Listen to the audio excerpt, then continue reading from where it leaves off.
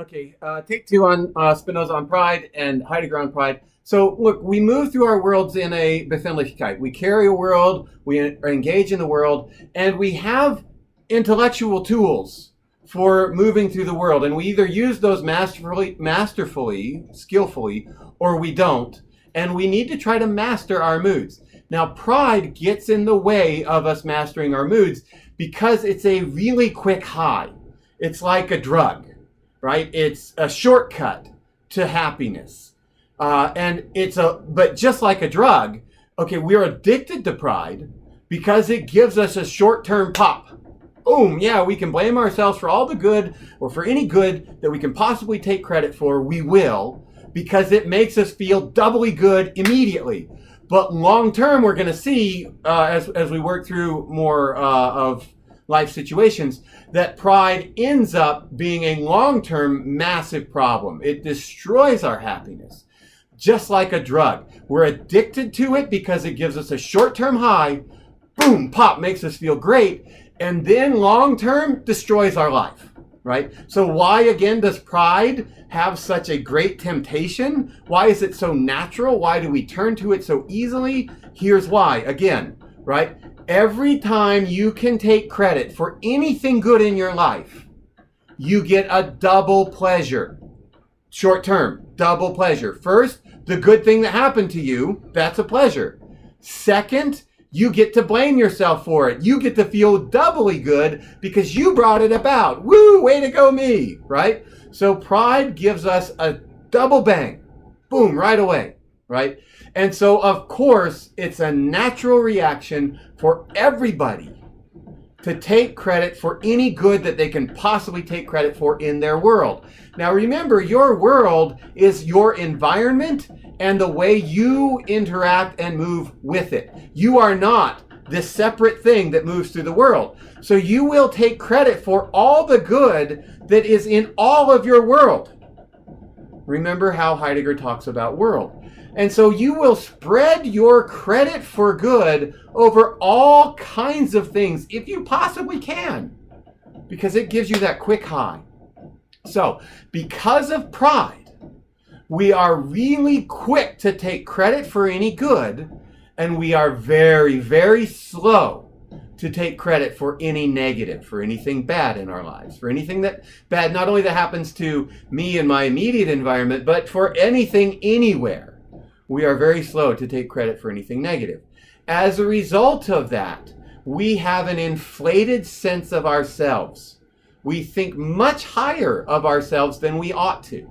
And that's essentially what pride is to have a too high opinion of oneself out of self-love. Now, the reason that you have too high an opinion of yourself, the reason everybody has too high an opinion of themselves, is because it pays off quickly with pleasure or happiness, right? You get to, I've already explained it over and over again, this double sense of happiness from it. Now, because you have too high an opinion of yourself, then, when anything goes wrong, you will not look to yourself.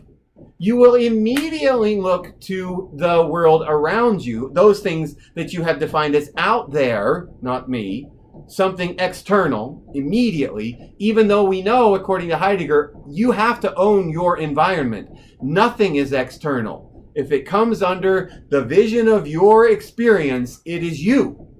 But we will automatically distinguish ourselves from anything negative. And it's that out there. It's not me, it's that out there. And we will blame it for all bad. Therefore, we are quick to have pain for anything in our environment that isn't what we have decided was good. We are quick to feel pain. And when we feel pain, remember, that's a going from a greater to a lesser state of existence. You can't control your world. We know that. The they does, right? At the best, you can take ownership for it after it already comes about, right? Existence precedes essence. Or, yeah, we are already existing before we... So the world happens to us. We experience it, we go through it, and then we react to it. And if it's not good, then we will find some way to externalize it. It's something out there, and we will blame that. Now remember, when it's not good, what that means is pain, and what we've done is gone from a greater state of perfection to a lesser state of perfection. And if you blame something else for that, the word for that is hate. So pride also makes us quick to hate, in Spinoza's terms. Now, when we hate something, all that means is we're blaming it for our going from a greater to a lesser state of perfection. Now, when you feel pain and you blame something else for that pain, you hate it. And the emotion that follows fast on the heels of hate is anger. Anger is the attempt to hit back what you think has hit you, to cause pain to the thing that is causing you pain. So anger is the endeavor or the intention, the desire to hurt what you think has hurt you, to cause pain to that which has caused you pain. And revenge is the name for the emotion of when you actually start to take out your anger into the world around you. So let's get a quick example of this. Let's say that I'm working on a home project. And the project in my mind is going to be this wonderful climbing wall for my kids.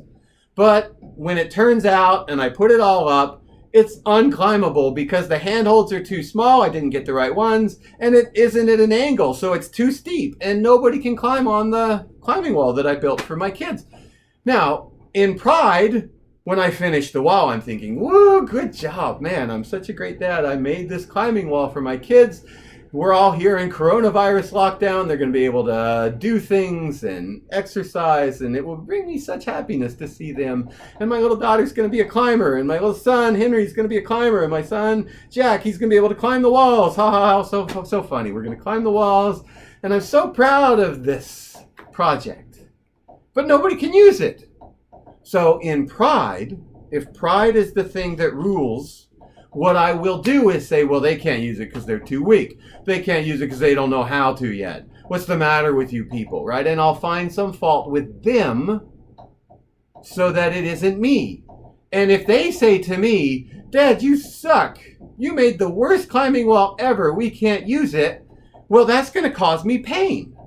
And who am I going to blame for that pain? Of course, I'm going to blame them. How dare you? I'm trying to help you. You say this rude thing to me. I'm trying to do something good for you. You can't even appreciate it, you ungrateful child.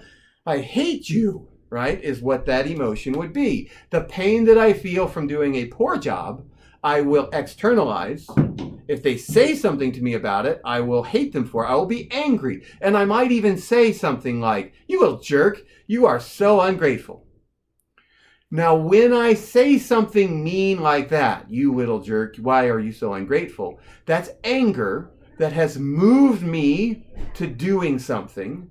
And that anger is an effort, in fact, to cause him pain to the same degree that I think he has caused me pain, right? So I will say, and if it didn't make a mark, right, if it didn't hurt him, then I'll find something meaner to say until it makes him cry or it makes him hurt. And when I finally get that sign that I've made him hurt, as much as I think he's made me hurt, the emotion goes away because I have taken revenge. And it's the effort to cause as much pain as I think he has caused me, right? If you go back to that woman who was holding her child in the Disney store and was shaking her, right? That kid was causing her pain. It caused her to hate the child.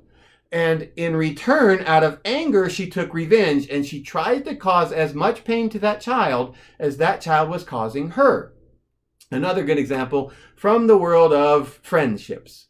So let's say you break up with a girlfriend, or she breaks up, or your boyfriend breaks up with you, girlfriend, boyfriend, whichever it is, your significant other. And they do it with a text in a really mean way, right? And it really hurts. Well, you've just gone from a state of greater perfection, yay, I'm loved, to a state of lesser perfection. Oh, I'm not loved. She doesn't like me anymore. What's wrong with me? But you're not going to say, well, what's wrong with me? Except you're going to maybe feel that, right? You feel this greater to a lesser state of perfection. So you're going to find fault with her, right? She's a beep, beep, beep, beep, or he's a beep, beep, beep, beep. And you're going to do something or feel the desire to do something mean back, to cause the same amount of pain that you perceive them causing you. right? That is how pride already disposes us to take offense. We are very easily offended. That just means we are very easily taken from a state of greater perfection to a state of lesser perfection. We are easily caused pain. We are quick to blame other people for our pain. One of my favorite sayings from a Buddhist monk named Ajahn Chah: if people drop their keys in a hole and they can't reach them, they are more likely to say, the hole is too deep. Very few people will say, my arm is not long enough. And that is, we just find reasons to blame things outside of us all the time. So we are quick to take pain. We are quick to feel pain because we have too high an opinion of ourselves. We have too high an opinion of ourselves because of pride. And therefore we are quick to find fault with others, quick to take offense, quick to be angry, and quick to take revenge. And people find all kinds of malicious ways to take revenge. It's usually in words. You just say mean things to people out of anger. And that's just because you are moved by pride, pain, anger, revenge. Those things come quick on the heels of each other. It's a very fast cascade. I'm going to stop right there, and I will pick up the other side. Now, what Spinoza says, though, is that humans are much more likely to take revenge than to feel gratitude. And I'm going to explain what gratitude is in the next video.